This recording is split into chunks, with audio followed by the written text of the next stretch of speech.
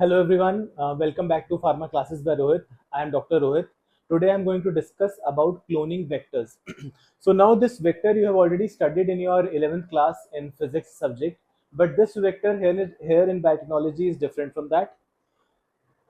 Before we discuss what a vector in biotechnology is, let's first discuss this picture. So this blue color cell is a bacterial cell. In this bacterial cell is the blue colored bacterial DNA, but in bacterial cells, there is another DNA which is also present, which we call plasmid. And this plasmid has the ability to replicate itself without being dependent on the bacterial DNA. This particular property of the plasmid that it can replicate itself without being dependent on the cellular DNA is what makes it a vector. Now let's discuss what a vector is. So vector by any principle can be any by a principle can be any DNA molecule that has the ability to replicate independently or autonomously in a desired or appropriate host cell. Means it can replicate itself when we incorporate into a host cell. It should be able to replicate itself. In this vector, we insert a foreign DNA fragment that we want to clone. So now vector itself is a DNA molecule. In this, we insert the desired DNA fragment which we want to clone. Okay. So what are the factors that we should consider in a vector?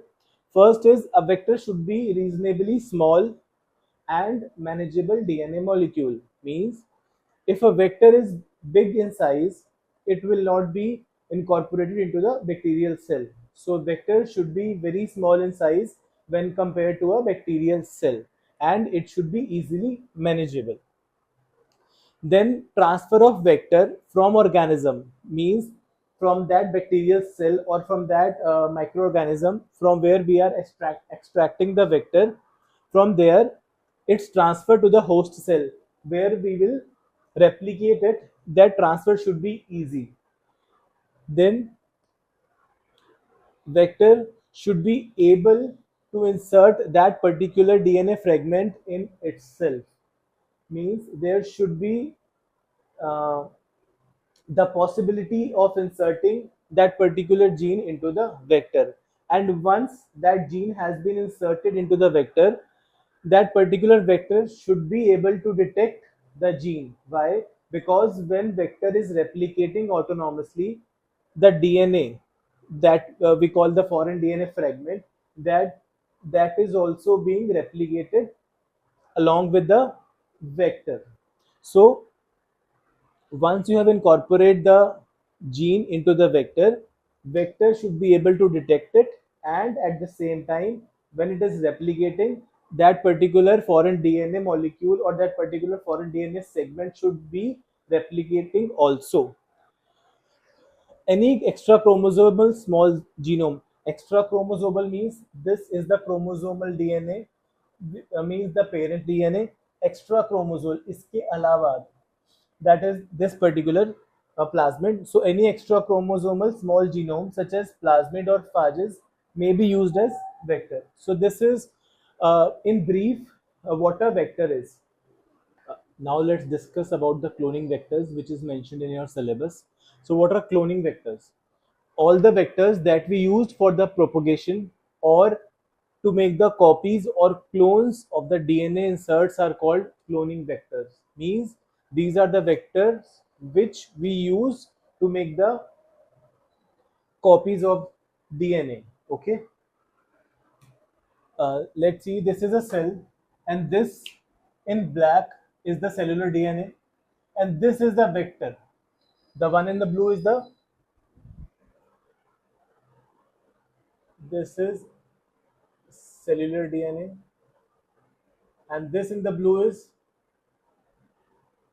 vector which contains the foreign DNA. Okay. So what the cloning vectors does, it will only make the copies of the recombinant DNA. You know that DNA makes RNA and RNA makes proteins. So this is the expression of DNA. There are another category of vectors which are known as expression vectors. In those vectors, it is possible to even express the DNA gene into the that corresponding protein. But in the cloning vectors, we only make the copies of the recombinant DNA molecule which is contained in the vector. Okay. So cloning vectors are used only for the propagation or to make copies or clones of DNA inserts. They do not express a protein product. Okay, this is the quality, this is the unique feature of cloning vectors. They do not express the protein product. What are the key features which we should consider for selecting or for making a cloning vector? First is the origin of replication, which in short we called ori. What is an ori? You know, when DNA is replicating, it does that with the help of DNA polymerase enzyme and some other enzymes. Okay, so that DNA polymerase recognizes a particular sequence on the DNA strand or on the DNA molecule from where it starts the replication. So the specific sequence of nucleotides in our DNA where the replication process originates, where the replication process starts, that is called the origin of replication. And this site, this particular sequence of nucleotide should be present in a vector. Using host cells replication process, vectors replication begins at ori sequence. Means when this bacterial cell is replicating, here in the cellular DNA, there is a certain nucleotide sequence which is being detected by the DNA polymerase so that it can start the replication process. Similarly, there should be a nucleotide sequence should be present in the vector also, which acts as the origin of replication or the ori.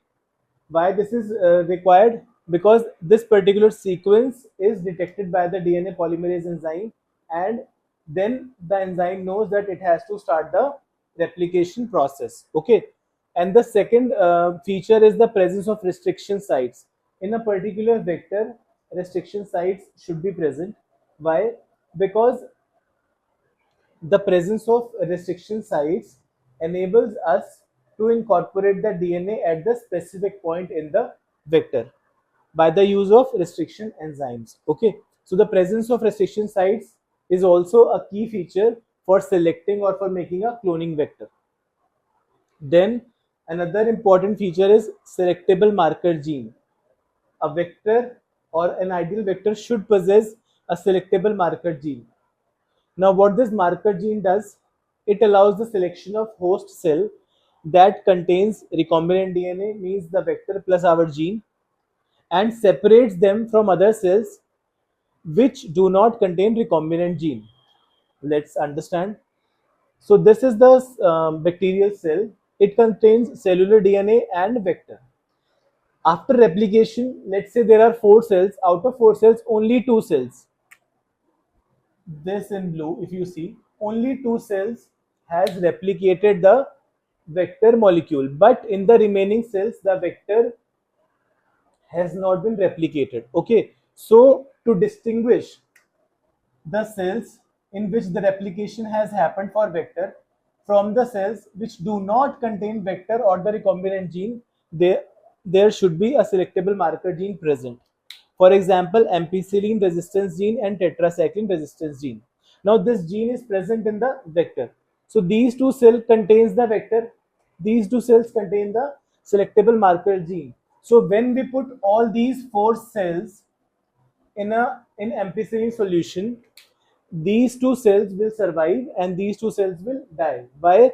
Because they contain ampicillin resistance gene which provides resistance against ampicillin to these particular cells.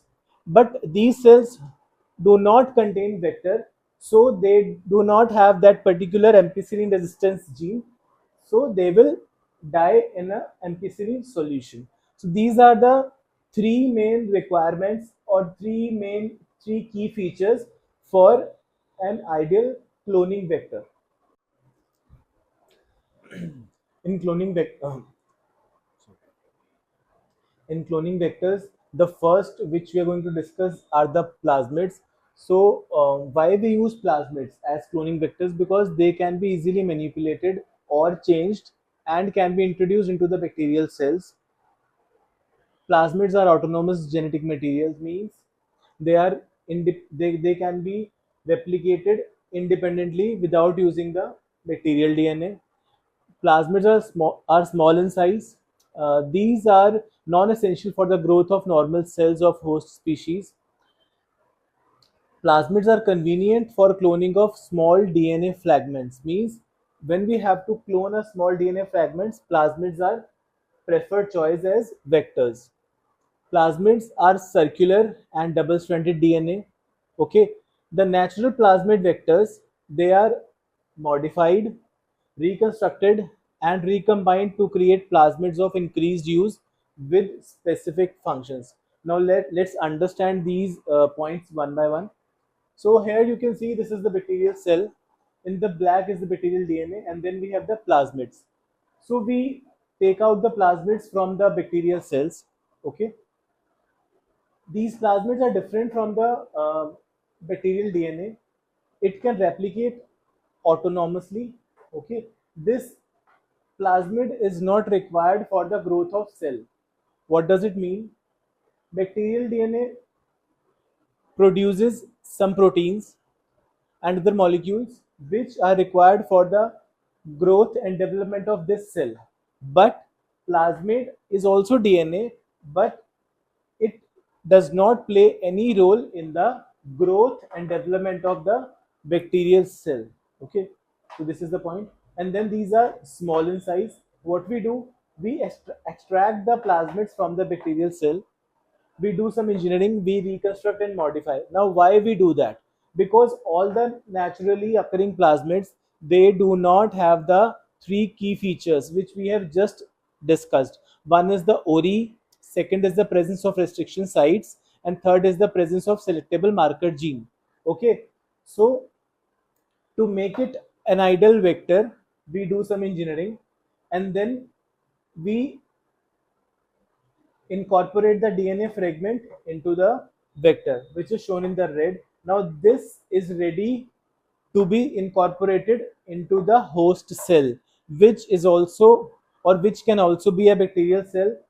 Most commonly used bacterial cell is the E. coli. Okay, so in E. coli, we incorporate the plasmid which carries the DNA fragment which we have to clone. Okay, take one example of the plasmid, PBR322. So this is a artificial vector, the first artificial vector, okay, that we have constructed or that the researchers have constructed. Let's understand the nomenclature of this plasmid, PBR322. So this is a PBR322 is a cloning vector. This is a plasmid. How do we know? This P in the lowercase denotes plasmid. BR here, these are the letters of the researcher's name, Bolivar and Rodriguez.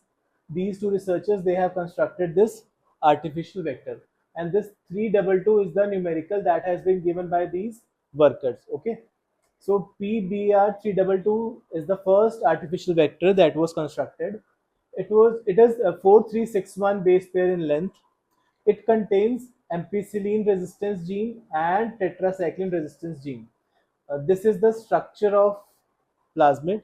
You can see this is circular in shape. This is double stranded that we have discussed, that plasmids are circular and double stranded DNA. Okay, this here is the ampicillin resistance gene, and this here is the tetracycline resistance gene. These two blank regions denotes the non-coding genes. Means these genes do not produce any proteins. They do produce some functional RNA molecules. Okay, and here in the red is the presence of ORI, which is the origin of replication.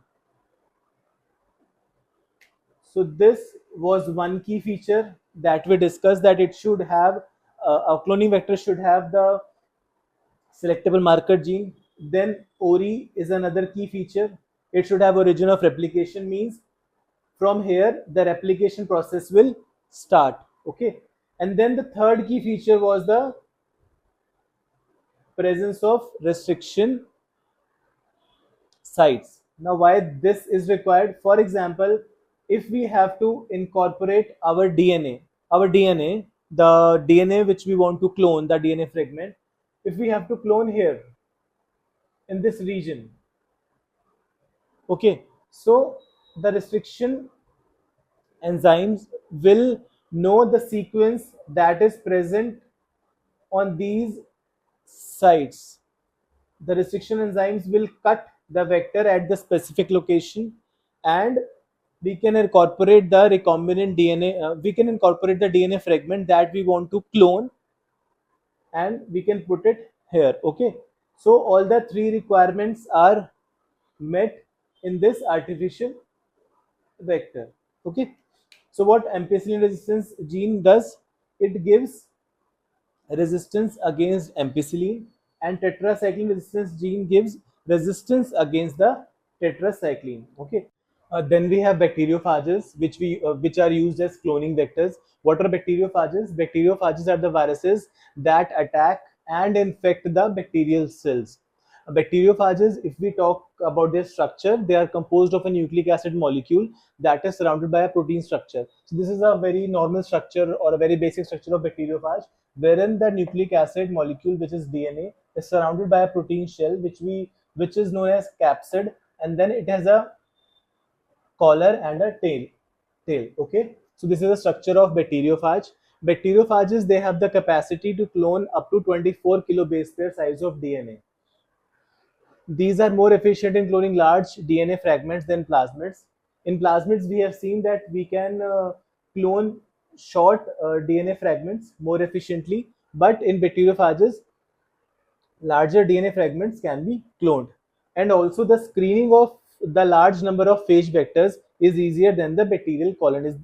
These two are the advantages of bacteriophages over the plasmids. Okay, herein you see this is a phage DNA, and in the phage DNA we want to incorporate our DNA insert or the DNA fragment which is of our interest. How we do that? We recognize the restriction sites. This is the third feature that we have studied of the cloning vector, the presence of restriction sites. So using this special feature, we analyze the restriction sites which are present in the phage DNA. Okay, and using restriction endonuclease enzyme, we particularly cut at this region where we want to incorporate our DNA insert. Okay, so once DNA insert is incorporated into the phage DNA, we seal the ends using DNA ligase enzyme, and now we have our recombinant phage DNA, which we use for the cloning purposes. Example of bacteriophages, or specifically we say E. coli phages, means the phages which particularly attack the E. coli cells are lambda phage. This is the lambda sign. Okay, lambda phage and M13 phage. Okay, and then we have cosmids. These are the hybrid cloning vectors, means they are the vectors which combine features of plasmids as well as bacteriophages. What feature of plasmids they have? They The replication process which the plasmid vector follows is the plasmids vector, and they have selectable marker gene which we studied in the plasmid vectors, and they have the feature of bacteriophages, packaging and transduction. Now what does that mean? Once we have recombinant phage DNA, this DNA will be packed into the protein shell. So this is a feature of bacteriophage. And once we have the bacteriophage containing the recombinant phage DNA, This we insert into the host cell where we replicate the gene. Okay, so the transfer of cosmic vector into the host cell, that process is transduction, which is a feature of bacteriophage. So cosmids contain the features of plasmids as well as bacteriophages, and they can be used to clone DNA inserts up to 40 kilobase pair. Because of this reason, cosmids are a good choice for the construction of genomic libraries where larger fragments of DNA are involved. Then we have phagemids. These are the DNA-based cloning vectors. They contain origin of replication from phage, as well as they have the plasmids origin of replication. Then another category of cloning vectors are artificial chromosome vectors. Artificial chromosomes are DNA molecules which are assembled in vitro, means which are assembled in the lab, containing the genes of our interest, okay, and have properties similar to the natural chromosome. So these are all the artificial cloning vectors which we synthesize in the lab. With this, we come to the end of today's session. In this segment, we have discussed about vectors, special features of a vector. Then we discussed what are cloning vectors, what are the remarkable requirements for an ideal cloning vector, what are the different type of cloning vectors, for example plasmids, bacteriophages, cosmids, phagemids, and artificial chromosome vector. So this is all we have discussed today. If you get a question on what do you mean by cloning vectors for say 2 or 3 marks, then you can only give what the definition of cloning vector, the three important features of cloning vector, and few examples of cloning vector. But if you get a question on cloning vectors for say 8 or 10 or 12 marks, then you have to explain in detail the definition of cloning vectors, their key features, and the examples of cloning vectors that we have just covered in this lecture. Thank you so much. I hope you understand the way I teach and you like my channel and my videos. So kindly subscribe the channel and keep watching the videos. Thank